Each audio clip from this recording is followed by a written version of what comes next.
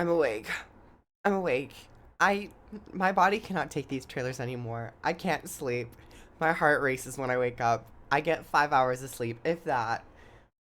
The things I'm excited for are my downfall.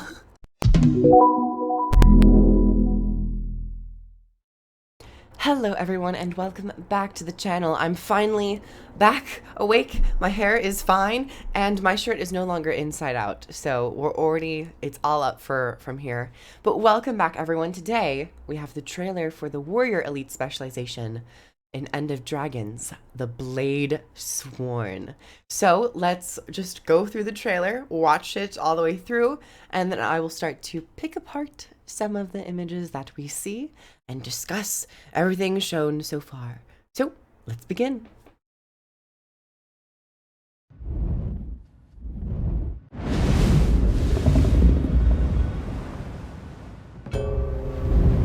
Advances in Canthan technology have yielded a fusion of firearm and longsword.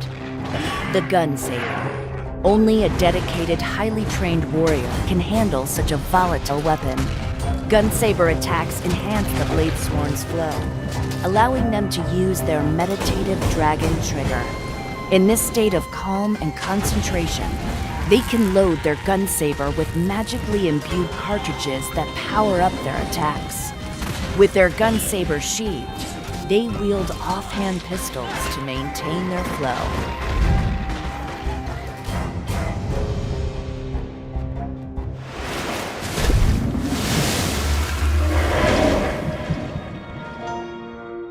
All right, everybody. Okay, so that's really awkward. I just realized that I was talking for the past 5-10 minutes and my mic was muted, so that's really fun. So let's try this again. So that was the trailer for the Bladesworn, and first and foremost, first impressions. Some of you who watched my previous video on the Vindicator, the Revenant Elite Specialization, might know that these trailers haven't necessarily been wowing me on their very first impressions, but that I have to watch them multiple times to really start to dissect the visuals, the certain skills that we've gotten from these trailers.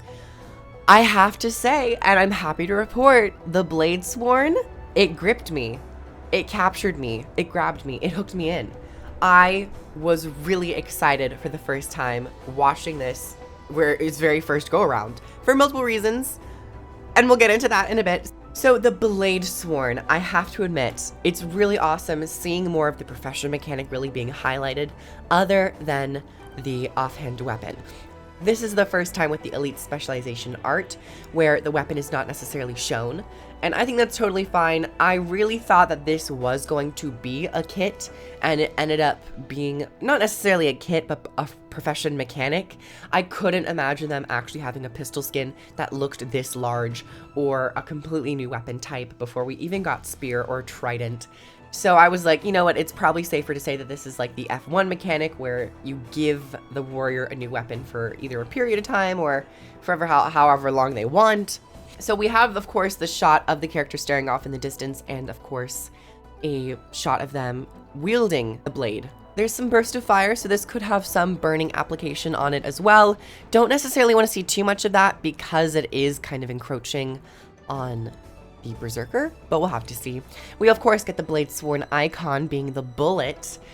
Called it. I mean, it was really the only one left. And then we get into this very first shot. This first shot is what is a large part of why I was really hyped. We finally see Tengu representation in Guild Wars 2, End of Dragons. We have not nary seen concept art, mutterings of it, other than the voice actor who says that they do voice Caladris and a Tengu reporter.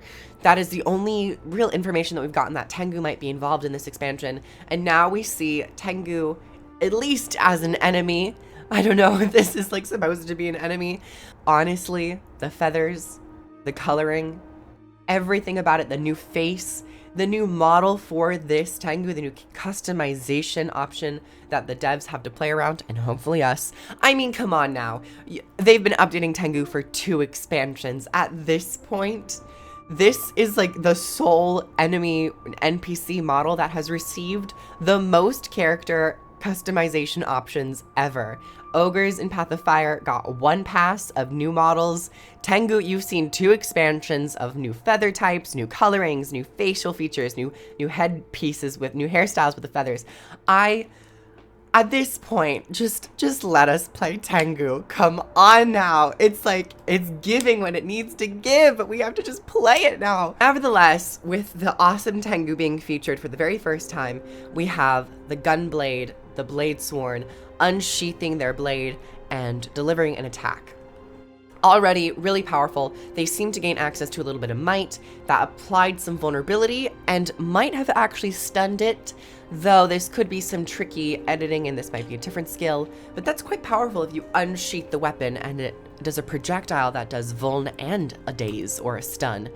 And we see this really cool animation with them holding the blade. I know a lot of people in the Vindicator was really upset about the animations with the greatsword, but it appears that, of course, Warrior is getting another form of a greatsword, and there's some really nice animations on this, so keep an eye out. But then we transition into attacking some other attacks on Tengu, probably just some auto attacks, maybe a leap, or that is the final chain in the auto attack to deliver a more fiery, explosive hit. We see a spin attack, which launches some projectiles. So there could be a mixture of melee and maybe mid to long range components to this. I don't necessarily want to see super long range. I could see like, 600, 900 range, just because I feel like having such a large range to cover, being melee and super long range, might be a little too powerful. But of course, these are just purely speculations on the core game as it feels right now. And then of course we see some crate. I believe these are not Naga, but just normal crate. The scales are looking nice. It's quite interesting that they swap to a different enemy type, which leads me to believe that the Tengu necessarily isn't an enemy, more so just an NPC character, even a playable character, that was quickly swap to an enemy to at least showcase some new Tengu. But then we swap over here to some crate, some more fiery attacks. We have a dodge back. I don't think that's necessarily a weapon skill, but more so just a normal dodge mechanic. And then we see a charge up skill, which has a beautiful animation. I love at least the preparation of this. We could honestly see this a little bit more on the greatsword, and I would hope to see it on Revenant as well, because it does fit that Canthan, where you are preparing the blade to be drawn in that like epic final dash forward into the slash, as we will see, with some burning application as well.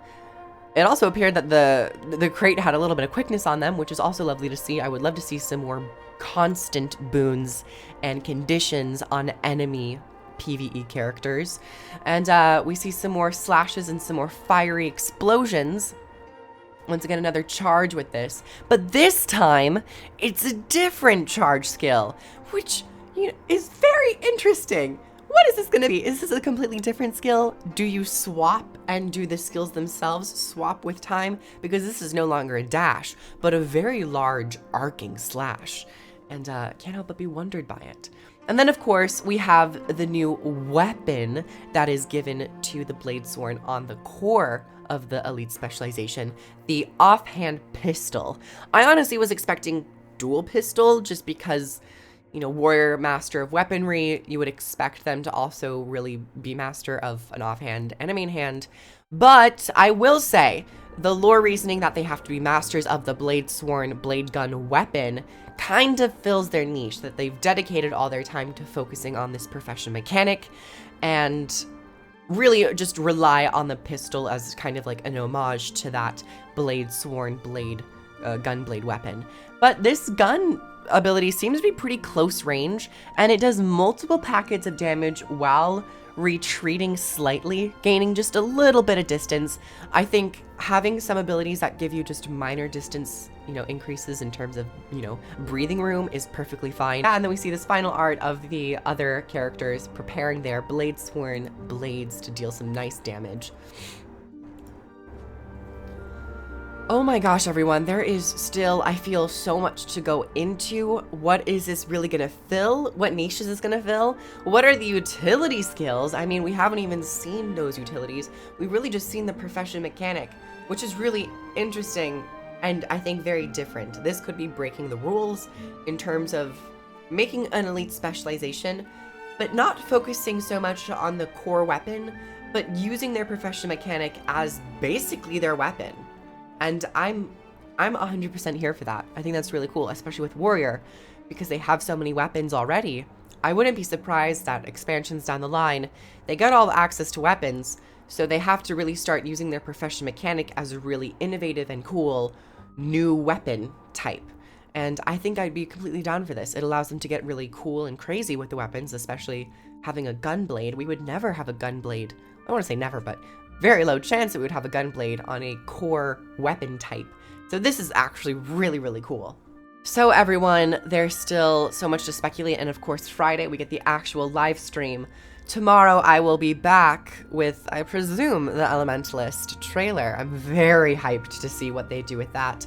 But once again, everyone, I'm an official Arena partner, which means I have links down below if you'd like to help support the channel. If you'd like to help support the channel in other ways, I have a Patreon down below, all that stuff. But yeah, comment, like, subscribe, and I will catch you all tomorrow. And of course Friday. Bye everyone! Mwah.